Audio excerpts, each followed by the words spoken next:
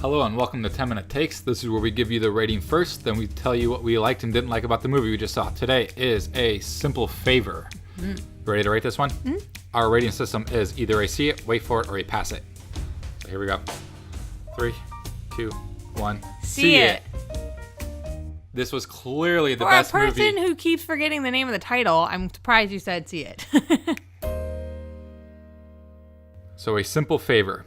This film tells the story of two moms that meet at their son's school who become friends, and the one mom has a secretive past. The other one is an open book who wants to volunteer and do everything at her school. The other one's very secretive.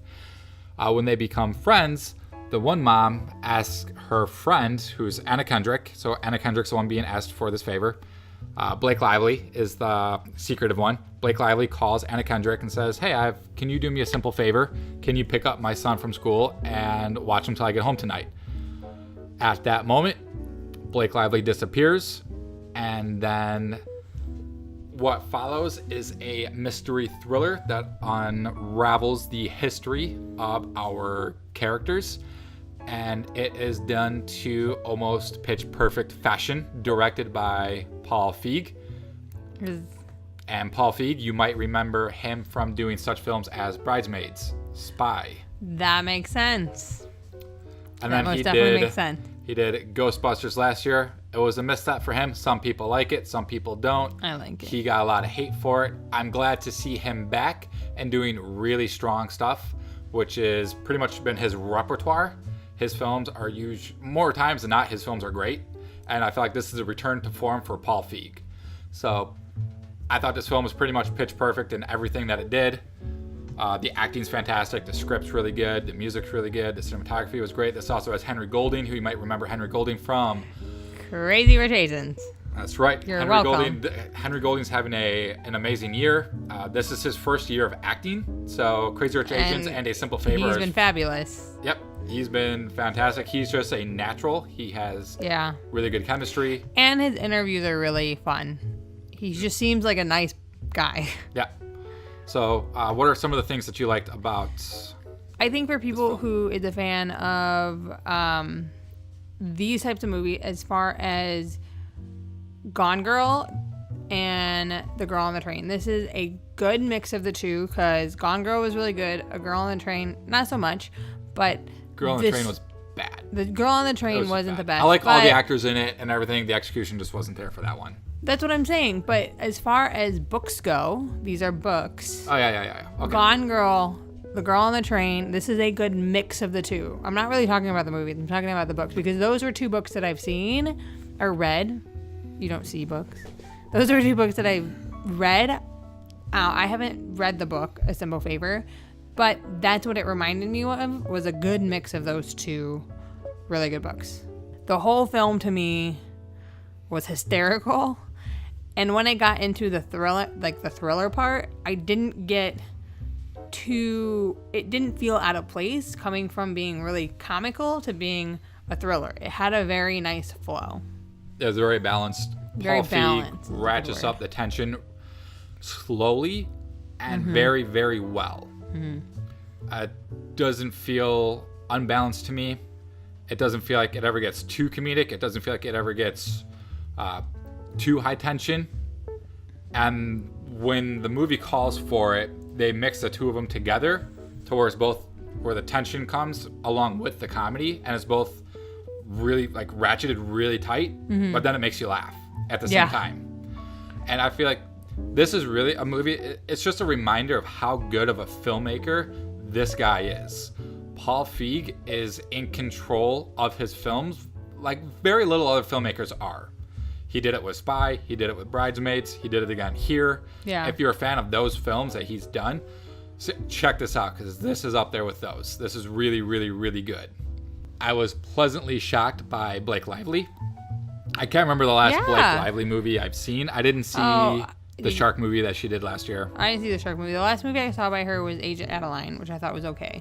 I didn't see Age of Adeline. Like I think the last Blake Lively movie I saw was probably Green Lantern, like 8 years ago. She hasn't been really acting too much. No, but her output, she usually does like one movie a year, I'd say. She had The Shallows last year. She has A Simple Favor this year. But I was pleasantly surprised. Like, for me, this puts Blake Lively on the map. She's very charismatic. She's very sure of herself. She just plays that cocky, I know better than you sort of woman character. You don't really get too many characters like her. And that's what made her character almost likable. She was likable. I would say she was very likable. likable. She's very crazy. She's very out there. She's very like rough around the edges. She swears. She cusses. She lies. She's a compulsive liar. But Blake Lively plays it in a manner that makes you like her. And part of what makes you like these characters is that it's funny, that they make you laugh. Mm-hmm. So when Blake Lively's like, oh, F it, if you don't drink, does your son drink? Does he take beverages? It's never too young to get him to drink. Like, it's funny moments. Yeah. It's like, it almost makes her relatable, even though she really shouldn't be relatable. Anna Kendrick's character was super bubbly and lovely like she was in Pitch Perfect, and then she turns a switch of being just kind of awesome and unraveling all the mystery and making and you know, going into being a detective mode, and she does all of these things to try and find her best friend that she claims she is, and it's just worked really well. Those two actresses had a really good chemistry. Yeah, they have really good chemistry. Anna Kendrick, it was nice seeing Anna Kendrick. It's not that she was sort of like somewhat being Anna Kendrick-y, but it was nice seeing her sort of branch out a little bit to play someone that's a little bit more, vulnerable in her state. Her characters, it's not just Anna Kendrick. She has some moments where she has some pretty emotional stuff that she goes through. And it was nice seeing her actually spread her acting wings and see her do stuff beyond just like the bubbly Pitch Perfect stuff. Like I said, all these actors are really good. I'm trying to think if there's anything I really didn't like about the film. I mean, if anything, like I was kind of waiting for like this grand scheme or grand plan that was being enacted, and it's not really what happens. It's some of the stuff just happens sort of on the fly. It's not really planned, and I think that might have been what kind of like, not that it rubbed me the wrong way, but it was a little anticlimactic based on what I was expecting because of how high the tension was being ratcheted towards the end. And the actual reveal I felt was maybe, I almost expected some of the turns that it took. And this film does take quite a few twists and turns, and it does take you down a windy road. I don't want to give anything away, so I'm not gonna go into it. There was a few parts where some things started happening. I was like, oh, well, this is gonna lead to that. And then what it led to was what I thought it was gonna lead to. So in that instance, and that just probably comes from my own like filmmaker brain as an editor that's worked on films, I just kind of unravel plots in my head as certain things start to happen. I'm usually pretty good about guessing about plots, though.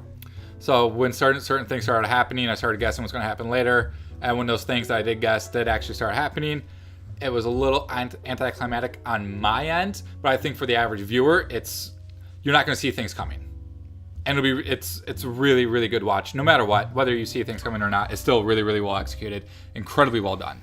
And if you have read the book and seen the movie, let us know what you thought about the combination of the two. Yeah, I'm wondering if is the book as funny as the movie is. I wonder if Paul Feig injected his comedy into the story of the book, and I wonder if the author saw this and was like that's not what I was going for, but he made a good movie when he did this. So that's I'm intrigued on what people have to say if they've read the book and seen the movie. That's all I'm saying. No, I am too. I'm wondering, if the book is as funny as the movie is, because the movie's quite funny. So, great. Do you have any final thoughts? That was it. You said your piece? Okay. Mm-hmm. So, that is our timer. So that means we are up. My final thoughts are that this film is incredibly well done. Paul Feig is in back to form with this. Despite the film being predictable from time to time, it takes you down enough windy roads to keep you guessing as to what's happening. Great. And it is incredibly well acted and very funny on top of that. So, thank you for watching this episode of 10 Minute Takes. If you would like to see more, subscribe and like. We have more coming. I'm actually not sure what comes out next weekend, but whatever coming out next weekend, we'll be seeing that, and then we'll be letting you know what we think. So, Thanks for watching. See you next time.